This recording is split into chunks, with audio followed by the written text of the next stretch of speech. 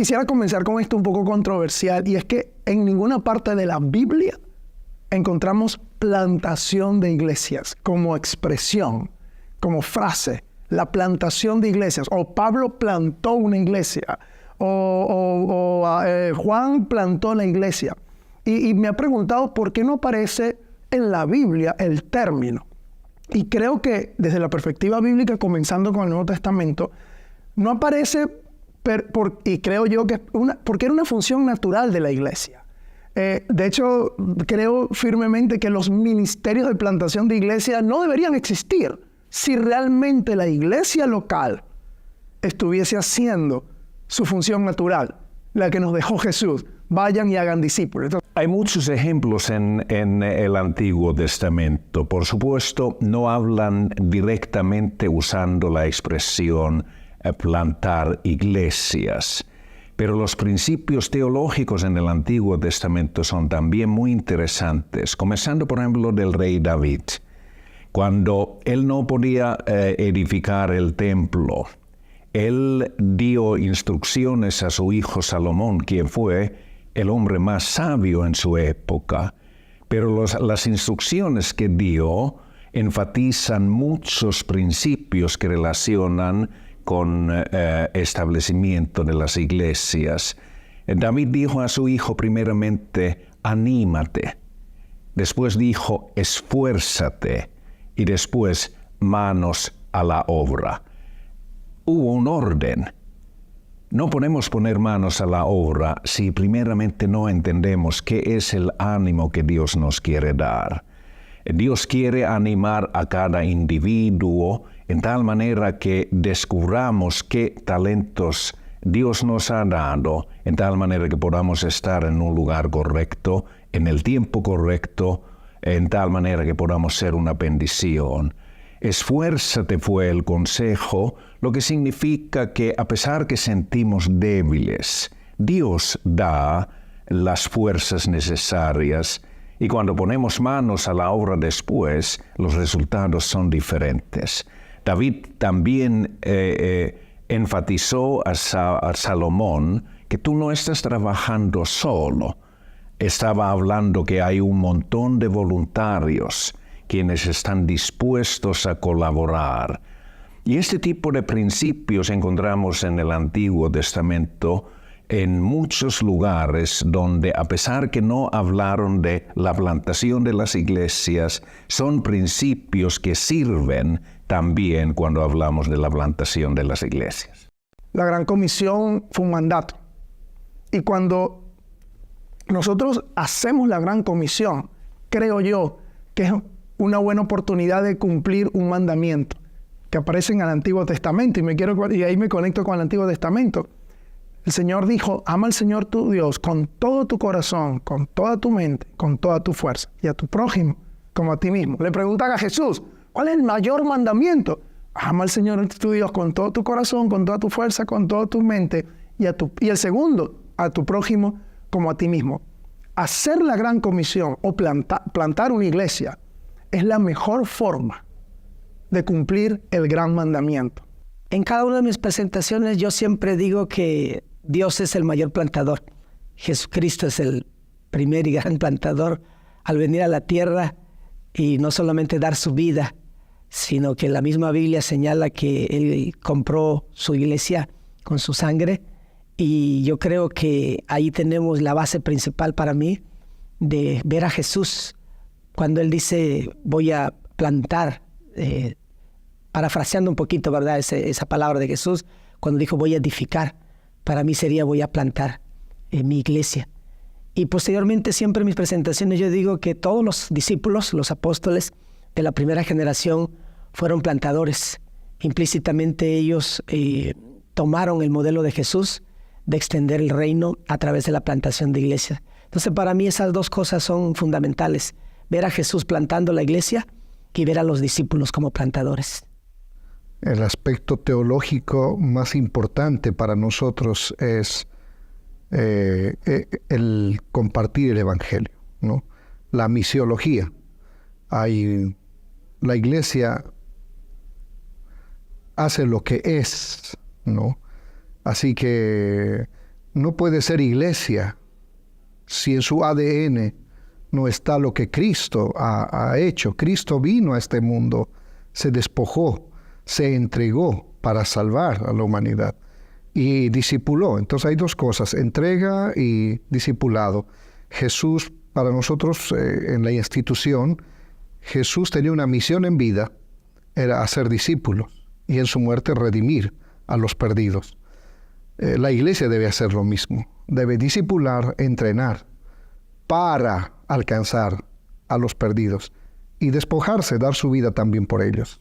Bueno, creo que el mayor texto tiene que ver cuando la palabra dice, porque de tal manera amó Dios al mundo, que dio a su Hijo unigénito. Entonces, Dios nos muestra lo que sería un poquito la missio Dei, que la missio Dei no es otra cosa sino el amor y la misericordia de Dios por alcanzar al pecador.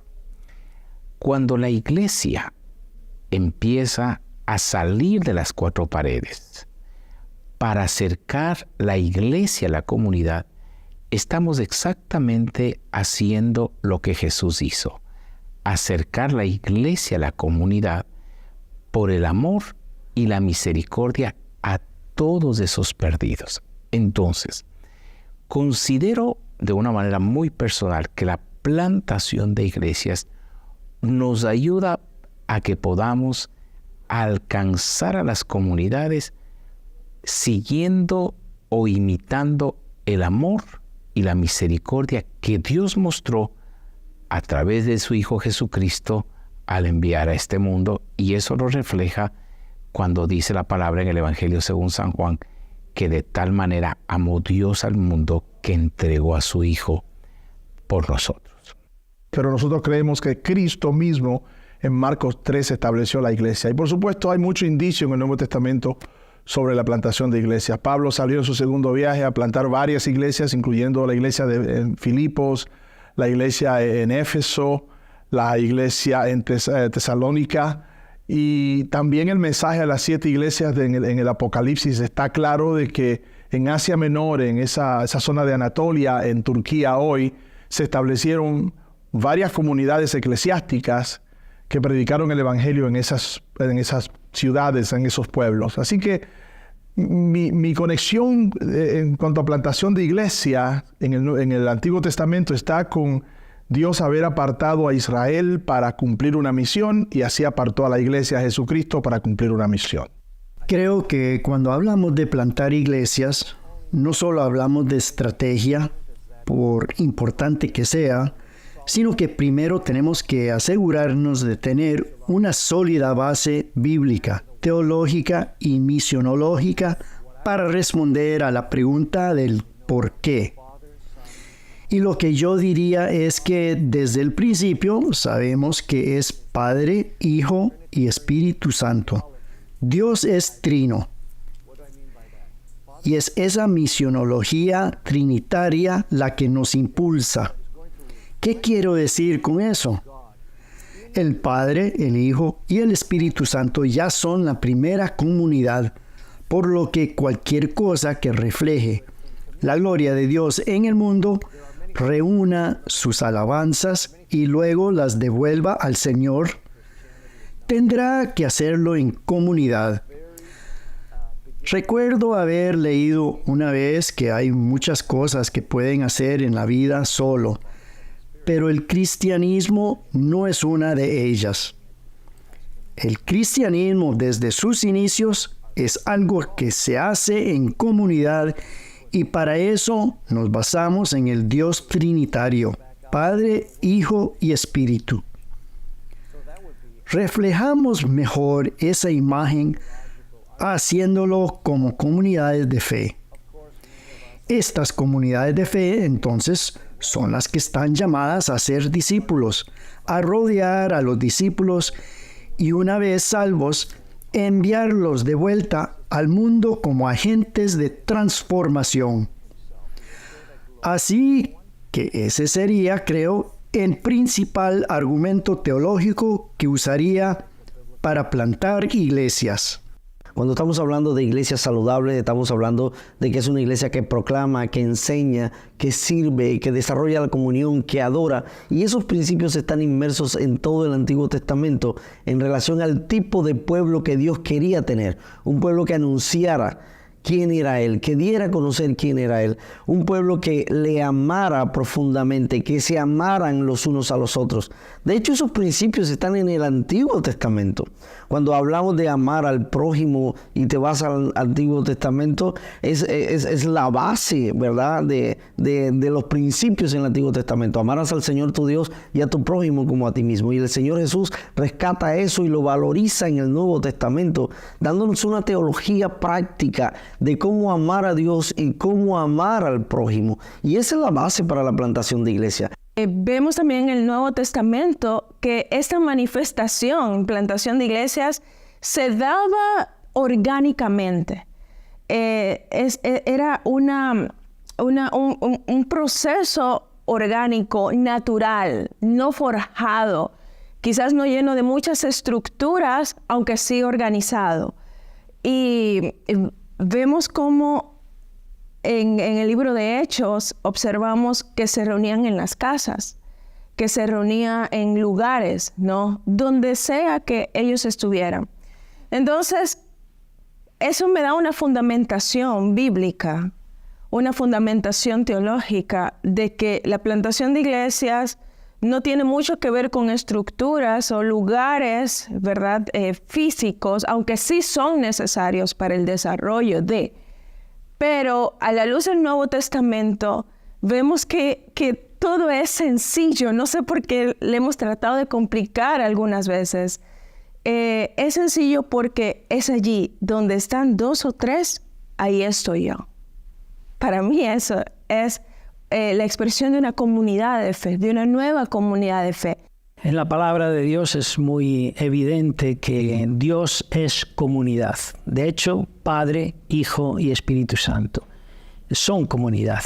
Y la iglesia debe de anunciar el Evangelio, el mensaje del reino, justamente en comunidad. Entonces, algunos principios bíblicos que ayudan a entender mejor el papel de la plantación de iglesia, pues sería tal vez el de la encarnación. Jesús se encarnó, se hizo uno de nosotros. Nosotros, cuando queremos llevar el Evangelio, debemos de encarnarnos en el barrio, en la población, en el área donde Dios nos coloca también. Debemos de hacerlo con una visión del reino de Dios, ese reino que vino a instaurar Jesús en su primera venida y que tendrá su consumación al final.